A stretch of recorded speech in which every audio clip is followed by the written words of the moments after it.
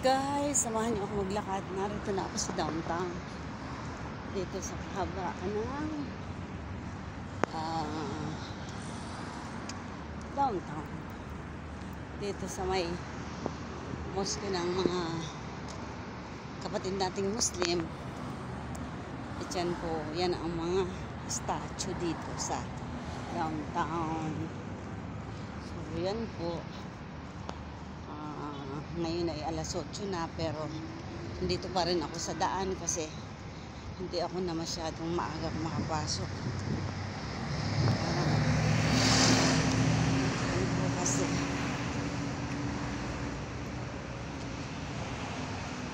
wala namang masyadong ngayong mga tao ba, at saka wala akong masyadong ipapadala sa branches namin. So sabi ko okay lang kasi hindi naman ngayon high season na kagaya ng mga nakaraan. Diyan na po yung gaganda nila. Ay. Pero ito pong dinadaanan ko, ito pinapakaganda ng araw talaga naman. Isa ito sa mga dinadayo ng mga turista. Napakaganda ng Lebanon. Ngayon ay wala na, taghirap na. Taghirap na talaga, hindi pa gaya ng dati. So, yan. Tingnan po yung aking sombrero. Kasi mainit. Tagilid ko muna sa pisngi ko.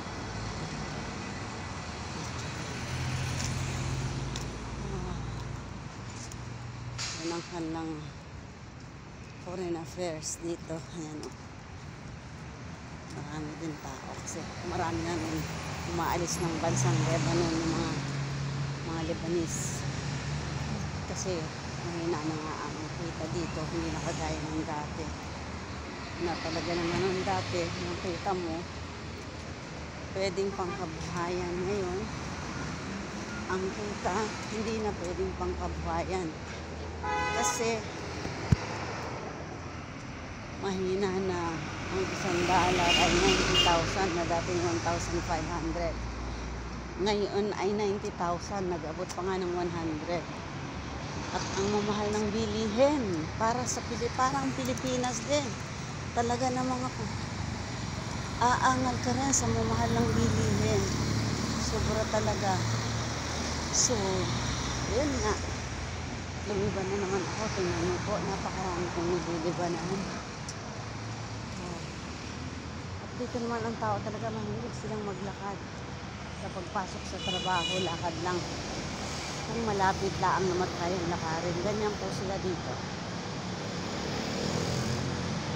Kasi dito talaga ang hilig silang mag-exercise at saka pinapangalagaan nila ang kanilang katawan. Lalo na sa mga pagkain kanilang kinakain. Mahilig po sila sa mga healthy food. Kahit sa pagluluto nila, ang mga niluluto nila walang mga seasoning. Samantalang tayo, lahat ng seasoning, lahat ng pampasarap. Ang pampasarap lang nila ay herbs. Lahat ng herbs. Kaya yan ang natutunan ko dito. Pag nagluluto, herbs lang ang nakalagay. Walang kung ano-anong pampasarap. So, natural talaga.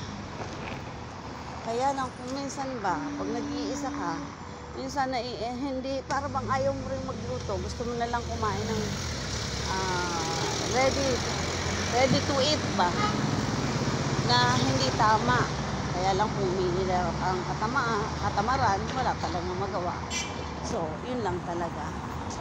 O yan po ang kalooban. Yan ang kalooban ng downtown diyan. Yan po kung makikita nyo dyan ay napaganda po ng loob. Ayan. Ito nga, o tingnan nyo, bukas na lahat dito ang mga tindahan ngayon kasi late na ako. Na kung ako kumaan dito, eh lahat ay sarado pa yan. Pero ngayon, bukas na lahat. Lahat ay bukas, oh. Lahat na siya bukas. Kasi late ako ngayon. Sigurado naghihintay na yung driver namin sa akin. Nandun na yun sa pinto. Yun ang panigurado. At guys, yun nga po, makikita niyo yan, ito po ay napakalaking establishment dito sa downtown sa Beirut. At talaga naman po, ayan po, pangita talaga, yan no, na ng araw ay talagang napakalakas. Ayan, kagaya ng naulit ko. Wala na silang business. Ewan kung saan na sila nagsipunta. Na ito lang ang dinadayo ng mga turista dito. Tingnan naman po ninyo. Ito talaga. Kaya lang, wala na. Hindi na kagaya ng dati.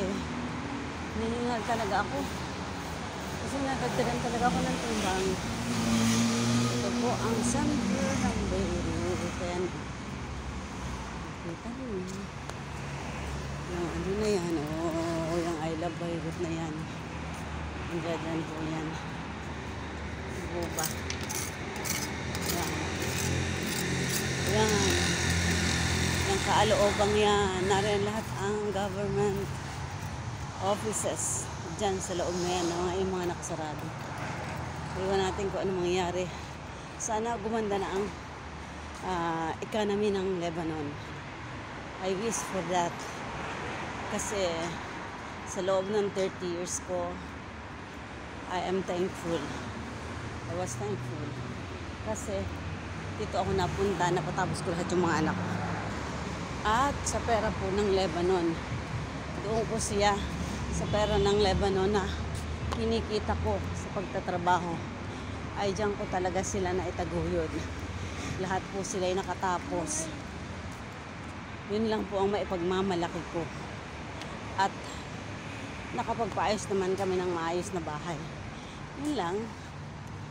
Lahat sila may kani-kaniya ng buhay, maayos, stable lahat sila. So, ako na lang.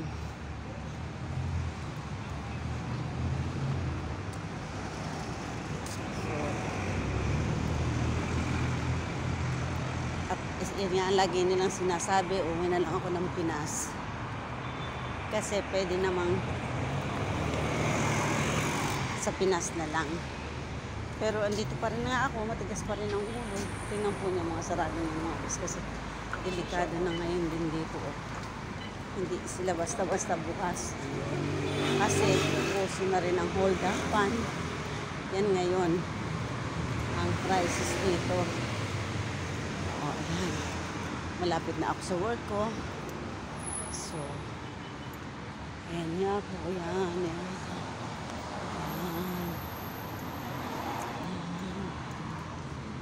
Ito, andito. So, ayan.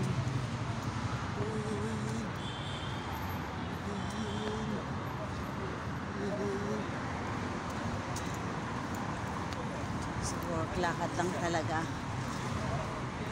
Diyan nga. Liliban na naman ako ng kalsada. Siguro ilang beses ako niliban. 1, 2, 3, 4, 5, 5 tawiran ang tinatawid ko bago ako makarating sa aking trabaho. At yun po.